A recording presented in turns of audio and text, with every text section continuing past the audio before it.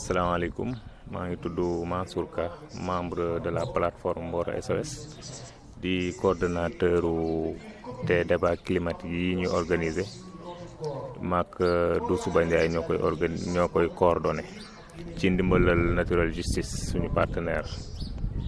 léegi première activité bi defoon nañ ko le 7 au lycée Taïba ICS tey ñoo ngi fii au CEM de Darou di remercier waa CEM de Darou bi seen présence bi daal réewoo na ñoom kawe na suñu njort ñun yaakaaroon nañ ay 50 personnes lañ am mais am nañ une centaine di leen remercier bu baax a baax bu ngeen gisee projet bi taan mu jël ay xale mooy avenir u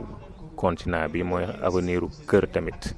tax boo jëlee xale inculque ko ay valeur li nga bëgg dans le futur ñoom di ko am moo tax ñu tànn xale yi fexe ba ñu xam lan mooy le changement climatique lan mooy cause yi lan mooy effet yi lan mooy conséquences yi ak yan solution la ñu war a mën a préconiser léegi yaakaar naa ne ak jotaay bi ñu def tey nii yaakaar naa ne loolu suñu objectif yooyu ñu fixé woon nañ ko atteindre incha allah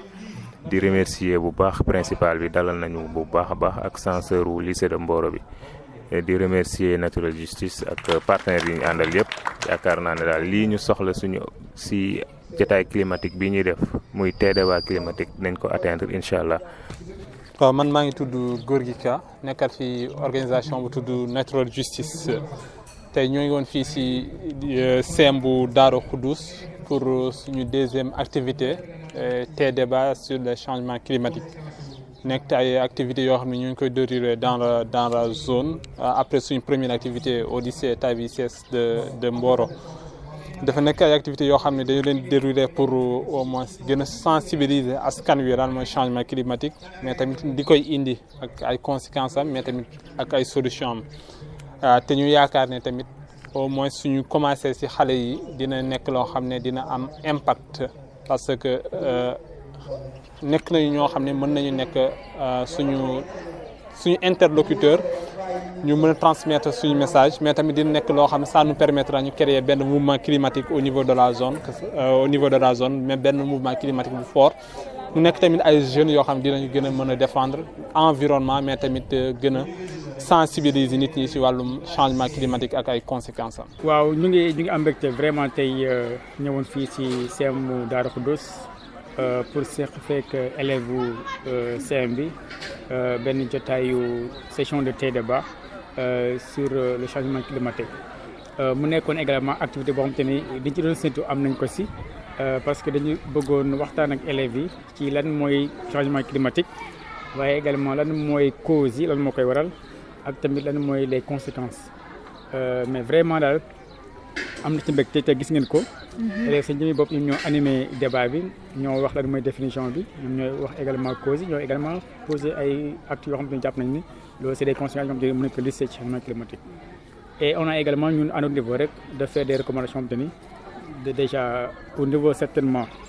des personnes parce que au-delà li ñu war a def ci ay recommandations jëmale ko ci nit ñi yenn dañ ko war a jëmale entreprise yi yenn état yenn également tamit les collectivités locales.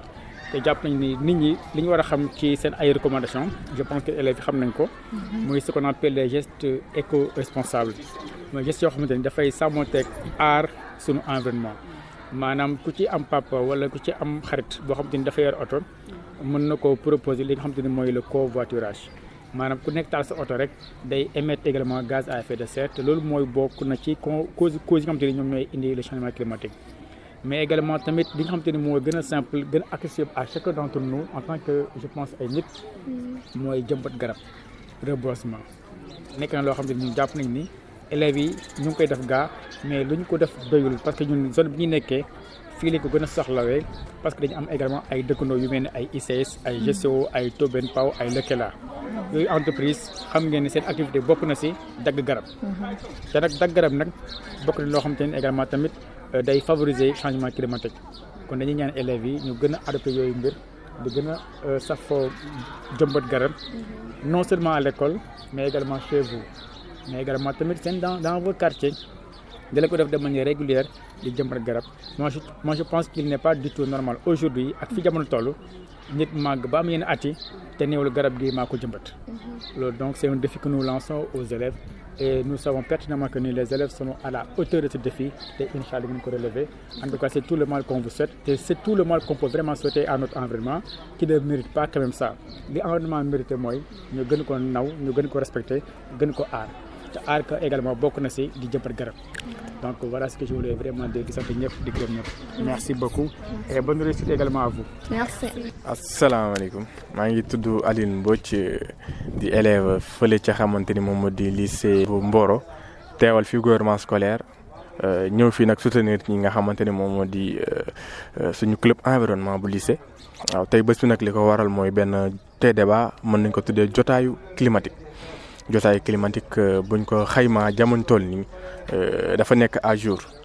li ko waral mooy ñi ngi gis ni maladie yi bari na pollution yi bari na te nit ñi de plus en plus ils ne sont pas conscients quand même des risques yi nga xamante ni environnement bi mi ngi koy nekk di ko jàkkoonteel buñ ko xaymaa mooy feebar respiratoire yi ak yu bëree bëri daal. loolu daal doonoon na ci ñu teewaay nag ndaxte journée bi boo leen ko xoolee fii tey xamante ni lycée CEM Daaru Xudoos ñëpp maanaam gën nañ pour teewee li nga xamante ni moom moo di jotaay bi waaw tey incha allah rabi dinañ ko gën a def ci un peu partout ci dans l'arrondissement de Méouane ndaxte boo xaymaa Mboro tamit exposé wu na ci li nga xamante ni moom moo di émission de gaz à effet de serre waaw lu bokk ci li nga xamante ni moom moo di cause changement climatique bi boo ko xaymaa muy ICS nga xamante ni moom day polluer boo xaymaa tamit oto yi nga xamante ni ñoom saxaar bi ñuy génnee ak avancée des mers ak li nga xamante ni moom moo di déboisement causé par l'homme loolu mi day indi ay désertification te loolu tamit bokk na ci nga xam moom moo di facteur changement climatique bi loolu nag ñu ñëwoon fi nga xamante moom moo di CEM Daaru pour sensibiliser élèves yi pour ñu véhiculer message boobu noonu waaw di leen jaajëfal bu baax di jaajëfal tamit Vital TV jërë ngeen jëf. Monsieur Babacar Faye, professeur des sciences de la vie et de la terre, censeur des études du lycée Taïba ICS de Mboro. maanaam tey dañu ñëwoon fii ci CEM Daaru Xudoos ànd ak élève club scientifique environnement bu lycée Taïba ICS ngir mën a fi benn activité de sensibilisation par rapport au changement climatique fexe ba tout tànki ndaw yi nekk fii ñoom it ñu am même niveau d'information que sunu élèves yi ñaax leen tamit ngir loolu mën a antu ñu créer seen club environnement santé di jokkalanteeg ñun di mener ay activités ba tax ëllëg xale yi bu ñu màggee nekk ay décideurs nekk ay responsables ndax dina fekk ñu sensibiliser leen dina fekk ñu xam li ñu war a wax dina fekk ñu xam li ñu war a xam ba tax ñi nga xam ne moom lañ di jànkoonteel jëm ci wàllu pollution ak lu ni mel ak lépp ñu xam ñan ñooñu ko fi indil ban jeexital la am ci ñun ban comportement la ñu war a am face à ça ban comportement la ñu war a am face aux décideurs ban comportement la ñu war a am face ak suñuy dëkkandoo ak lu ni mel waaye balaa loolu nag ban comportement la ñu war a am ci école bi par rapport à la propreté par rapport au maintien de l'environnement correct ainsi de suite donc loolu daan moom mooy solo bis bi tey jii donc fexe ba créer benn club environnement santé fii fexe ba ñoom tamit ñu yëngatu ci li ni mel fexe tamit ba sunu partenaires yu ñu fi indi ñu mën a am maanaam lu ñu mën a tamit yëngal ci école bi wàllu ndimbal wala lu ni mel loolu daal moo nekkoon tey jubluwaay bi. Bonsoir à tous, je m'appelle Amy Bodian, je fais la classe de 3e au collège CEM Daaru Xudoos, nouveau CEM Daaru Xudoos. Bon, jotaay tey jàng naa si lu bari comme fii par exemple changement climatique définition bi ma xam ma ko woon mais instant yi xam naa les causes, la dégradation générale des conditions du milieu. Ñu entraîne aussi la dégradation générale des conditions du milieu, la sous-exploitation de certaines espèces ou disparition de certains habitants. Loolu rek laa jot a noté mais maa ngi kontaan di leen wax tamit merci à vous tous te ngeen yàgg ñëw fii di ñuy jox ay genre yi neex nañu trop parce que dañuy jàngal àdduna bi ak environnement bi lu bari xam nañ ko si lu bari xam nañ ko si. Merci à vous tous. Nous voulons la sensibilisation de notre établissement. Dañuy def lépp tout pour que notre établissement soit le meilleur établissement du monde. Bonjour, salaamaaleykum maa ngi leen nuyu yéen ñëpp yéen ñi ñu fi teewal tey ñoo ngeen CEM Darou Khoudoss tamit wan ñu changement climatique ak définition yi wan ngeen ñu ay solution jàngal ngeen ñu tamit conséquences yi donc ñoo ngi leen sant di leen gërëm di rafetlu seen teewal aussi maa ngi nuyu sama mbokk élèves yëpp ñi fi teewal di nuyu administration bi. Salaamaaleykum, donc je me présente,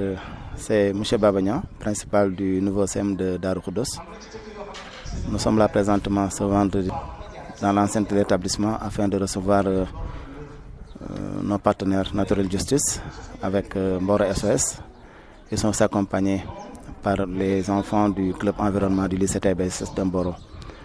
Ils sont là pour sensibiliser les enfants sur le changement climatique. En même temps aussi, en profiter aussi pour monter un club environnement au niveau de l'établissement. C'est un honneur sincèrement de les recevoir parce qu'aujourd'hui, quand on parle de changement climatique, c'est vraiment d'énormes défis qui nous attendent par rapport à la préservation donc, de notre environnement. Il y a donc beaucoup de choses qui ont été constatées. Il y a des causes anthropiques, mais aussi il y a des causes naturelles. Nous avons vu avec les enfants aussi les conséquences donc, de ce changement climatique. Éventuellement donc aborder aussi les solutions par rapport à la préservation donc, de notre environnement. C'est encore vraiment un honneur de vous recevoir donc, chez nous.